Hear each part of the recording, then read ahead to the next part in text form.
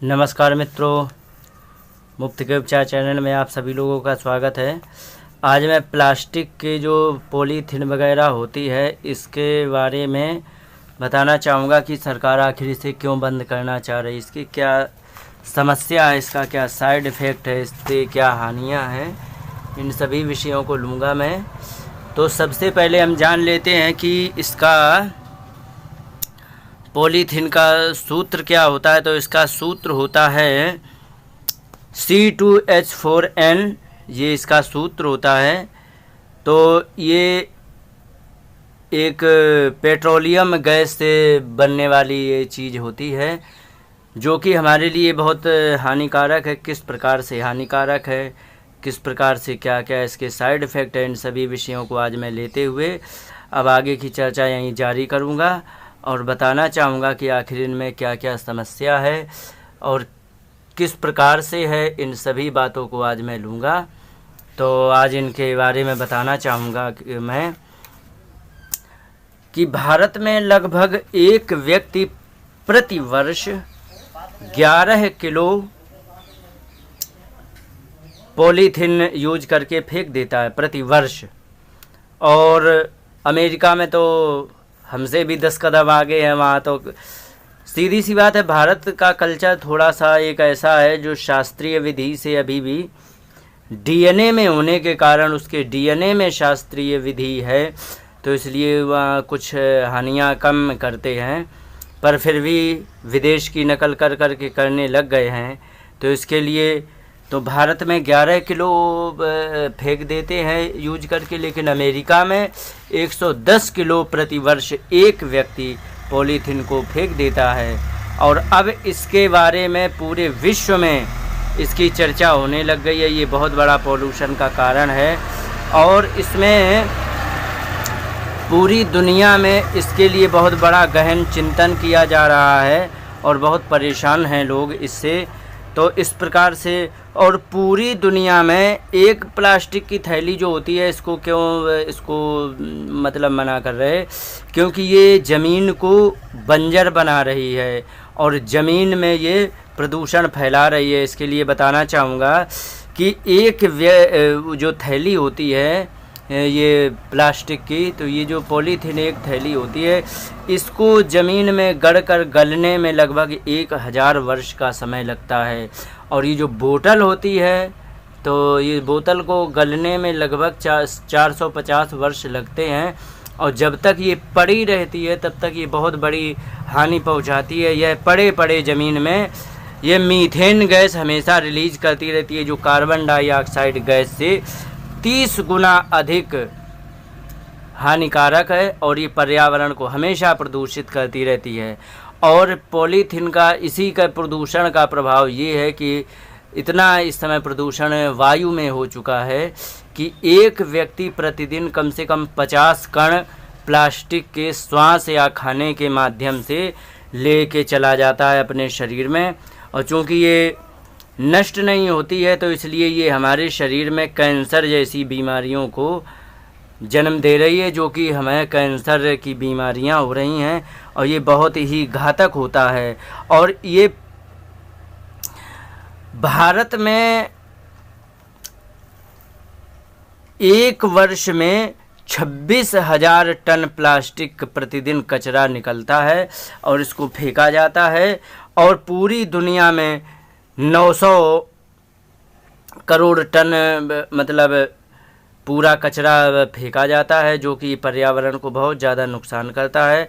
साल का 95 lakh ton plastic का कचरा हर साल हो जाता है। और भारत की स्थिति ये है, विदेशियों ने इतना यहाँ पर आतंक मचा रखा है कि 1.5 लाख टन कचरा तो विदेशों से भारत में आ जाता है डंप करने के लिए।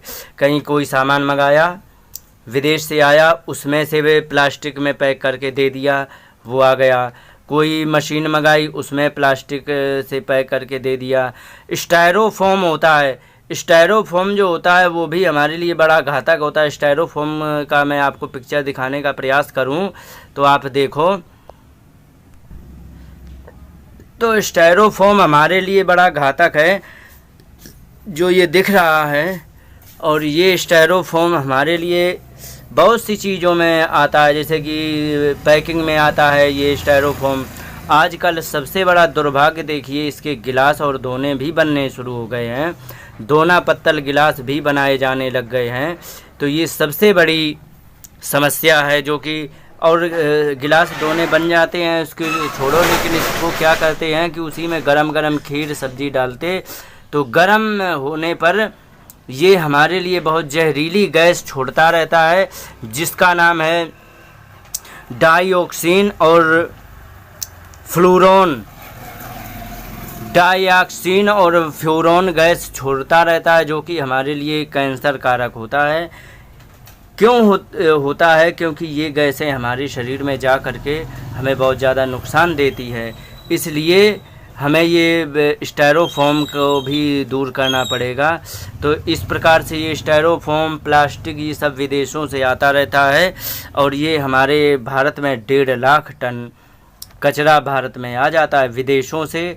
तो ये सारे बड़ी समस्या का कारण बना है। समुद्र में इस समय इतना कचरा पहुंच चुका है कि इससे बहुत सारे जीव मरने लग गए हैं, जिससे गायें भी इस समय मर रही हैं। गाय के लिए बताएं तो गाय कोई मान लो सब्जी है या कोई हरे पत्ते हैं, जैसे मूली के पत्ते हैं, पालक के कटे हुए जो टुकड़े हैं ख़राब वाले हुए, तुमने थैली में भर के फेंक दिए। गाय अपने पेट भरने के लालच में उसको खा जाती है, लेकिन वो हाथ ना होने के कारण वो पन्नी सहित खा जाती है, उस पॉलीथीन सहित। तो वो जब इकट्ठे हो जाती है तो वो फिर, चूँकि गाय उल्टी नहीं कर पाती है, तो इसलिए उसको सब पड़े पड़े पेट में सड़ जाता है, और वहीं पर उस गाय को भी मार डालती है। तो इसलिए ये बहुत ज़्यादा घातक है। इसलिए इसको नष्ट करने के लिए अगर जो 600 डिग्री से कम टेम्परेचर में इसको जलाया जाता है तो बहुत जहरीली गैसें निकलती हैं। इनको जलाने पर भी रोक लगाई गई है, क्योंकि 600 डिग्री का टेम्परेचर हम दे नहीं पाते। 600 डिग्री के टेम्परेचर से यदि कम में हम इसे जला रहे हैं, तो वो मैंने बताई ही है कि आपसे कि इसमें 2 गैसें निकलती हैं जो बहुत ही जहरीली हैं, जिसको कहते हैं डाइऑक्सिन और फ्लूरोन। ये 2 गैसें निकलती हैं। तो इससे पर्यावरण बहुत ज़्यादा प्रदूषित होता है और हमारे सांस में जा कर के हमें बहुत ज़्यादा तकलीफ़ देता है। दूसरा, अगर जो बाई चांस आप जला नहीं पाते, पड़ी रहती है, तो ये पड़े पड़े मीथेन गैस को छोड़ती रहती है, और ये जब तक नष्ट नहीं होती है तब तक मीथेन गैस छोड़ती रहती है। और यही मीथेन गैस वो होती है, आपको बता दें उदाहरण के लिए, जैसे बता दिया गया कि किसी कुएं में कोई व्यक्ति उतर गया तो वो तुरंत वहीं मर जाता है। उसका कारण ये होता है कि उसमें मीथेन गैस भरी होती है, और मीथेन गैस के संपर्क में आते ही व्यक्ति तुरंत मर जाता, क्योंकि उसको ऑक्सीजन चाहिए, मीथेन गैस नहीं चाहिए, क्योंकि ये कार्बन डाइऑक्साइड से 30 गुना हानिकारक है। इसलिए जाते ही व्यक्ति मर जाता है। इसके लिए एक उपाय सोचा गया है कि नीम की पत्तियों को एक रस्सी में बांध के कुएं में डालते हैं, और डाल करके पानी तक पहुंचा के फिर वापस लाते। इतने में यदि पत्तियां हरी भरी जैसी की तैसी रहती हैं तो जान लो कि इसमें मीथेन गैस नहीं है। और अगर जो ये पत्तियां सारी तुरंत मुरझा गई तो जान लेते हैं कि मीथेन गैस है, तो इसमें उतरने से मृत्यु होने वाली है। तो इसलिए इसको इस प्रकार से परीक्षण किया जाता है। अब तो खैर तो कोई बात नहीं, पर यही मीथेन गैस इतनी घातक होती है कि एक क्षण में व्यक्ति को मार डालती है। वही मीथेन गैस ये पॉलीथीन, प्लास्टिक छोड़ती ही रहती है। तो इसके लिए ये हमारे लिए बड़ी ही घातक होती है, और घातक होने के कारण इसको सरकार ने बैन किया हुआ है, और ये पूरी दुनिया में इसकी मुहिम चालू की गई है, क्योंकि ये केवल भारत के लिए ही नहीं है हानिकारक है, पूरे विश्व के लिए हानिकारक है, और पूरे विश्व में इसकी चिंता बहुत ज़्यादा की गई है। तो इसलिए इसको आप यदि इसको बचा कर रखेंगे, इसमें सरकार का सहयोग करना पड़ेगा। कुछ लोग अमते आते हैं कि दुकानदारों को आफत हो गई, हमारी भी दुकान है, आप देख ही रहे हैं, तो आप सभी लोग देख रहे हैं कि हमारी दुकान है, मैं दुकान में ही बैठा हूँ। हमसे कहने लगे कि तुम्हारी आफत बढ़ गई। मैंने कहा कैसे?